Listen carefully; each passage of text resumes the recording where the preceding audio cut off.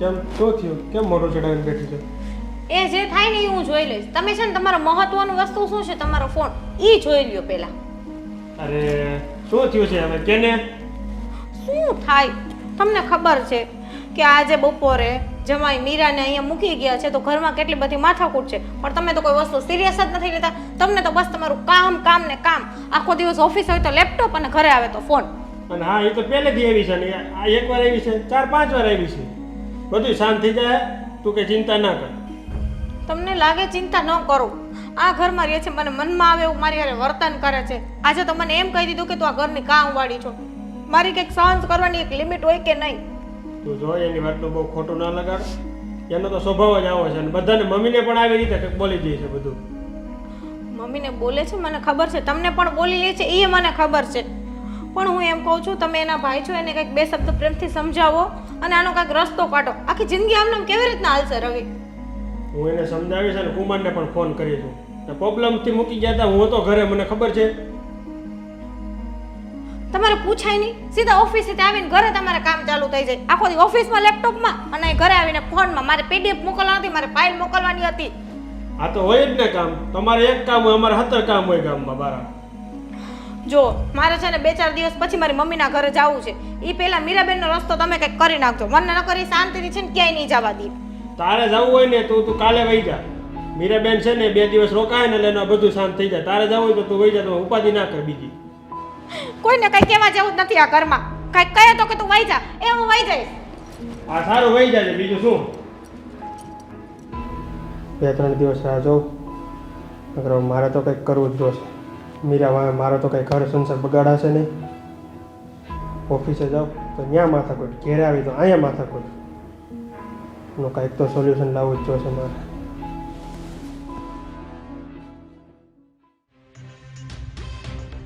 મીરા, હા ત્યાં શું ચાલુ કર્યું છે?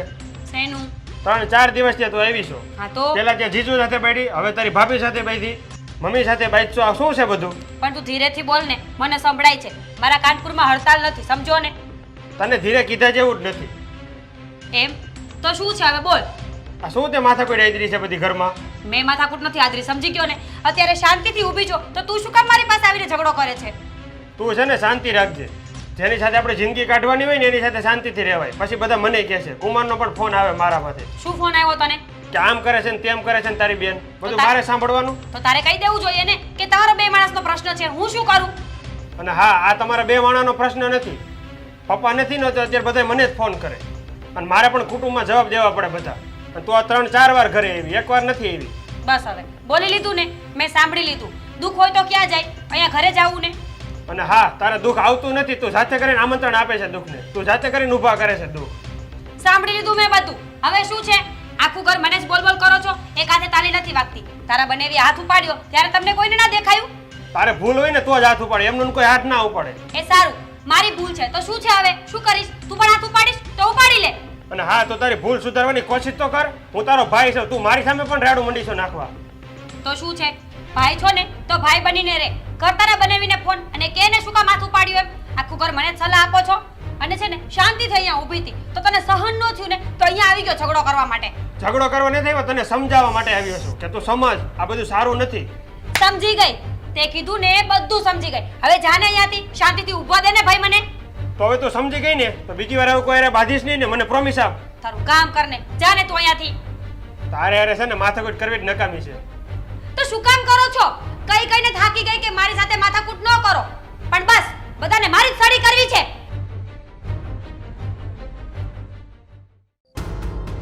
ભાભી, આ શું છે બધું? શું થયું મીરાબેન? શું થયું? શું થયું? તમને ખબર જ છે કે હું શું કહેવા માંગુ છું. હવે છે ને વધારે સતી સાવિત્રીના ઢોંગ તમારા બધા બંધ કરી દો. શું મારા ભાઈને કાન ભમેણી કરી છે કે હું તમારી સાથે ઝઘડો કરું છું એમ? તો અત્યારે તમે શું કરો છો મીરાબેન? અત્યારે મેં તમને શું કીધું તમારી સાથે ઝઘડો કરવા આવી ગયા? અને રહી વાત તમારા ભાઈની, આ ઘરમાં મારી સાથે કોઈ ગેરવર્તન કરે તો મારે તમારા ભાઈને જ કહેવું પડે ને. બીજા તો હું કોને કહેવા જાઉં? બસ હવે તમે છે ને તમારી લિમિટ માર્યો ને તો બહુ સારી વાત છે. આ તમારો સ્વભાવ છે ને મને ગમતો જ નથી. મારો સ્વભાવ તમને નથી ગમતો? હા. આ તમે કયો છો? હા. હે ભગવાન, આ તો સારી વાત છે. ઉલટા ચોર કુટવાળકો દાટે. મીરાબેન, તમે મારા સ્વભાવની ચિંતા મૂકી દો અને તમારો સ્વભાવ છે ને એમાં થોડોક ચેન્જીસ લઈ આવો તો તમને સાચું કહું ને લાઈફ જીવવાની બહુ મજા આવશે. બસ હવે તમે તમારું કરો ને તો મોટી વાત છે. મારા સ્વભાવ ઉપર ના જાવ તો સારી વસ્તુ છે. તમે છે ને એક નંબરના બુદ્ધિ વગરના છો. મીરાબેન, બોલવામાં છે ને થોડીક ધ્યાન રાખો. કઈ નથી બોલતી એટલે શું મનમાં આવે એમ મને બોલી લ્યો છો? હું છે ને આ ઘરમાં તમારાથી મોટી છું. આ થોડીક મર્યાદામાં રહ્યો હવે કહી દઉં છું. હા, નહીં તો પછી છે ને ભાભીને પણ ભાભીપણું કરતા આવડતું જ હોય. તો શું કરીશ તું બોલ? શું કીધું? તે સાંભળ્યું ને? એ જ કીધું. મીરા, જો તુકારા દેતા તને આવડતું હોય ને તો મને પણ આવડે છે એટલે આમ સમજી જજે. અને આ લાસ્ટ વોર્નિંગ આપું છું કે હવે મારી સાથે છે ને મિસબિહેવ ના થવો જોઈએ, નહીં તો હું સહન નહીં કરું. એમ છે ને? મારી સાથે મિસબિહેવ કરતા પહેલા ધ્યાન રાખજે. મને તું કર આપે છે તું? મને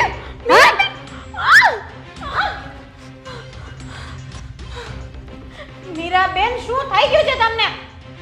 બા, રવિ, એ બા, તારે જેને કેવું હોય ને એને કહી દેજે. જા ચાલ, હું કોઈથી બીતી નથી. બા, બા. શું થયું બેટા? મીરાબેને આજે હદ કરી નાખી છે. મારી ઉપર હાથ ઉપાડ્યો, મને તુકારા ઉકારા દીધા અને મને ગળું પણ દબાવ્યું અને ન બોલવાના વેણ બોલ્યા. શું વાત કરસ તું? હા બા, સાવ આવી રીતના હોય. શું વાત હતી? કેમ હાથ ઉપાડ્યો એને તારા પર? બા, મને કાંઈ નહોતી ખબર. કંઈક રવિ એને કંઈક કીધું હશે અને સ્વાભાવિક છે બા. આજ રવિની બેન છે ને, રવિ એને ન કહેતો એને કોણ સમજાવે? તો ખબર નહીં, ની આવીને મારી સાથે ઝઘડો કરવા માંડ્યા. હું તો મારા રૂમમાં હતી, તૈયાર થતી હતી તો મને કે ભાભી તમે મારા ભાઈને ચાવી ચડાવીને તમે આમ કરો છો ને તેમ કરો છો ને મને તુકારા ઉકારા દેવા માંડ્યા ને મારી ઉપર આજે હાથ પણ ઉપાડી લીધો. બા, હવે તો હું થાકી ગઈ છું એનાથી. કેટલુંક સહન કરું? હું માં છું, મેં તો સહન કર્યું, પણ દીકરાને વહુ પર, ભાઈને ભાભી ઉપર આવું કરે? કાજલ, તને તો ખબર છે ને કે મીરાનો સ્વભાવ આવો થઈ ગયો છે. કોઈને છોડતી નથી, ન અહીંયા ન એના સાસરીમાં. પણ બેટા, તું તો આ ઘરની આબરૂ છે. તારા માવતરે કાંઈ વાત નહીં કરતી હું, નહીં તો આપણા ઘરની આબરૂ નહીં રહી. એના વતી હું માફી માગું છું તારી. બા, તમારે માફી નથી માંગવી, પણ હું સહન કરું એની એક કંઈક હદ કે કંઈક લિમિટ હોય. સાવ આવી રીતના હોય.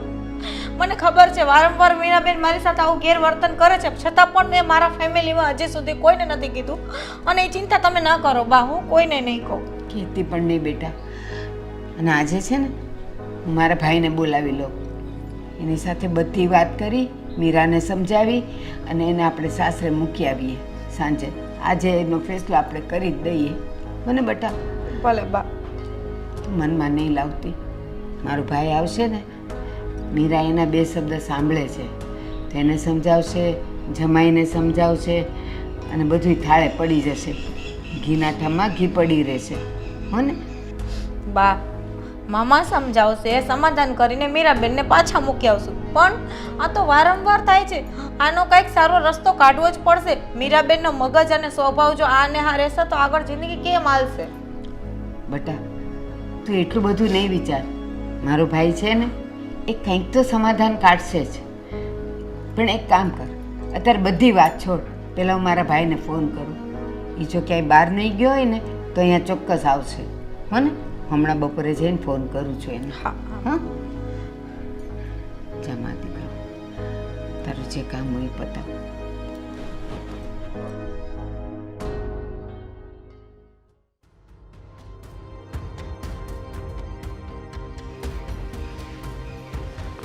આવો. જય શ્રી કૃષ્ણ. જય શ્રી કૃષ્ણ. કેમ આવવાનું થયું? જુઓ, તમે મીરાને ઘરે પાછી મૂકવા આવ્યા હોય ને તો જેમ આવ્યા છો એમ જ જતા રહેજો. મીરાનું અહીંયા કંઈ કામ નથી. કુમાર, તમે બધી વાત તો સાંભળો. હજી એટલો બધો ગુસ્સો છે એના પર? મમ્મી, સાંભળવા જેવું કંઈ રહ્યું જ નથી તો પછી શું સાંભળવાનું? અરે ભૂલ તો થાય, ભૂલ માણસથી જ થાય, પણ એને ભૂલને માફ કરે એ જ મહાન માણસ કહેવાય. અમે મીરાને સમજાવીને આવ્યા છીએ, હવે એ એવું કાંઈ નહીં કરે. સમજાવીને આવ્યા છો? હા, સમજાવી દીધી એટલે થોડા દિવસ સારું ચાલશે, પછી હતું એમનું એમ જ ને. નહીં નહીં, હવે હવે એવું કાંઈ નહીં કરે જેનાથી તમને દુઃખ થાય. દુઃખ થવામાં બાકી શું રાખ્યું છે? અને એને કોઈ દિવસ પછતાવો થાય કે એનામાં કંઈ સુધારો થાય કે એનો મગજ શાંત થાય, આ વસ્તુમાં હું માનતો જ નથી અને એ ક્યારે શક્ય જ નથી. અરે અમે બધાએ સમજાવી છે, અને એવું થોડું જરૂરી છે કે પહેલાં જેવું વર્તન કરતી હતી એવું પાછું કરવા મળે.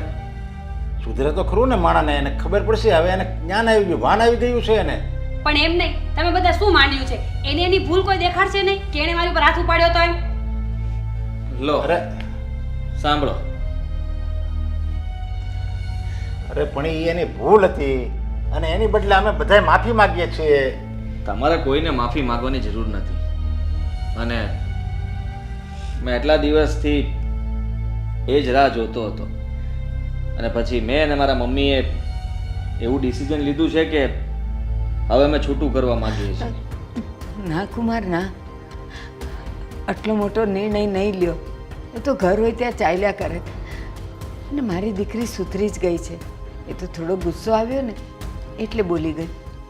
તો પછી એને એક વાર પણ મને ફોન કર્યો, મારી માફી માંગી? ના, એટલા દિવસ વીતી ગયા પણ એને કોઈ પછતાવો નથી થયો. એને કોઈ દિવસ મારી રાહ પણ નહીં જોઈ હોય કે આદિ મને લેવા આવે કે ફોન કરે. હું રાહ જોતો હતો કે કદાચ મીરાનો ફોન મારા ફોનમાં આવે, પણ ના, એ તો શક્ય જ નથી ને. કુમાર, તમને એવું લાગે છે મીરાબેન પણ તમને યાદ કરતા હતા? મારા મોઢે અવારનવાર બોલ્યા છે. આજે મને યાદીની યાદ આવે છે. આજે સન્ડે છે, આજે અમે બંને ત્યાં હોત તો ક્યાંક બહાર ફરવા ગયા હોત, મૂવી જોવા ગયા હોત. અને આટલો બધો ગુસ્સો ના કરો. હું એમ કહું છું, ગુસ્સો કરવાની ના નથી. બંનેની ભૂલ હશે આમાં, પણ આવડો મોટો નિર્ણય ના લ્યો. થોડોક તો વિચાર કરો. પતિ પત્નીના સંબંધમાં તો આવા ઝઘડા, નાના મોટા ઝઘડા તો હાલતા જ હોય, પણ એમાં કઈ વાત એટલી બધી થોડી વિસરાઈને ખાય કે છૂટાછેડા લગી આવી જાય. જો તમે લોકો આ બધું મને સારું લાગે એટલા માટે કહો છો, પણ હવે મને કોઈ જ ફરક નથી પડવાનો. ના કુમાર ના, એવું નહીં કહો. તમને સારું લગાડવા શું કામ કહીએ? અમારી દીકરીનું ઘર ભાંગે એમાં અમે થોડા રાજી હોઈએ. અને હવે આ ઉંમરે અને લગ્ન જીવનના આટલા વર્ષો કાઢ્યા પછી તમે બીજે કેવી રીતે સુખી થઈ શકશો? અને એ પણ કેવી રીતે થઈ શકશે? જો વાત કરવાથી અને સમજાવટ કરવાથી બધું પતી જતું હોય તો એ જ સારું છે ને.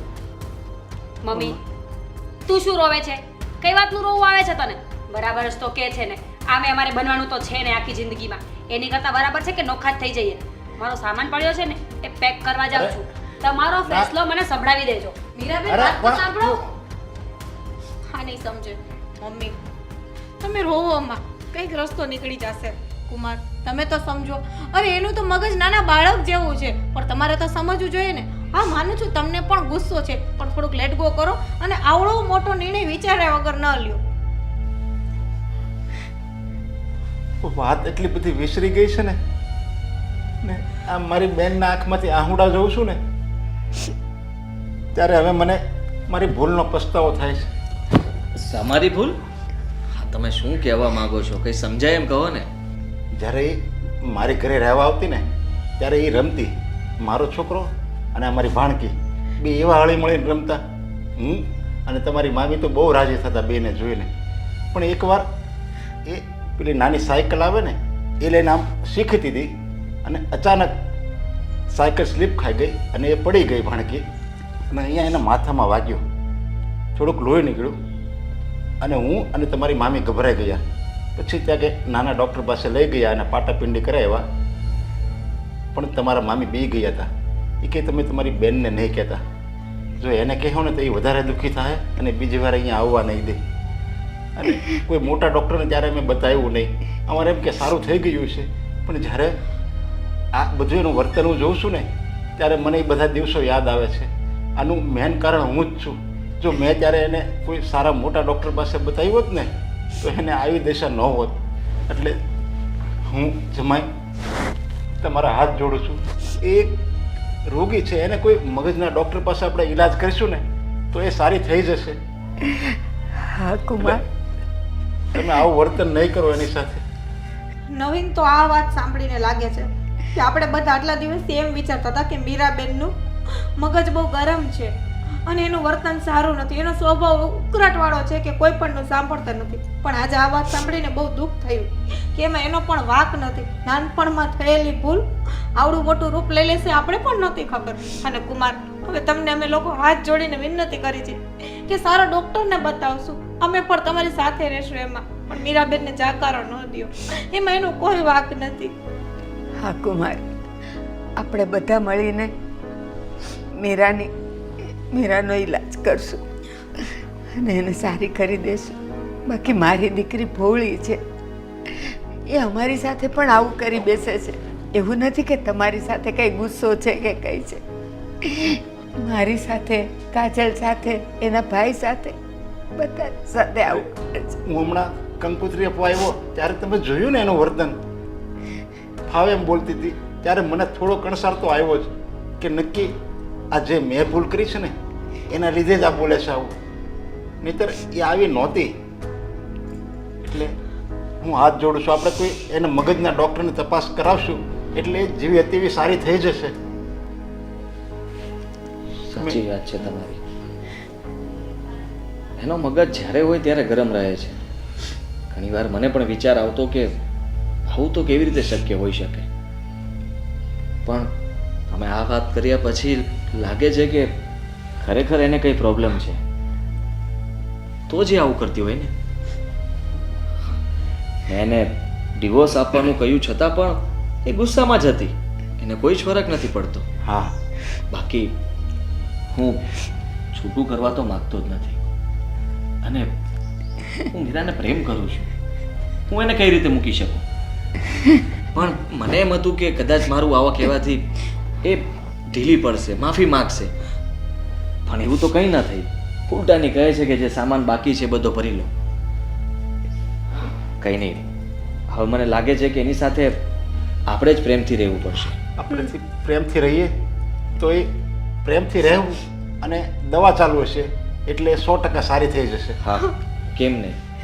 શહેરના સારામાં સારા ડૉક્ટર પાસે આપણે એની તપાસ કરાવીશું અને એનો ઈલાજ કરાવીશું. મને વિશ્વાસ છે કે એને જલ્દી સારું થઈ જશે. ત્યાં સુધી એની સાથે હું ખૂબ જ પ્રેમથી વર્તીશ. એ ગુસ્સો કરશે તો પણ હું દાંત કાઢીને આંખ જતી કરી દઈશ. અને હવે તમે લોકો જરાય ચિંતા ના કરો અને તમે રડો નહીં, બધા સારાવાના થઈ જશે. અને મીરા હવે અહીંયા જ રહે છે.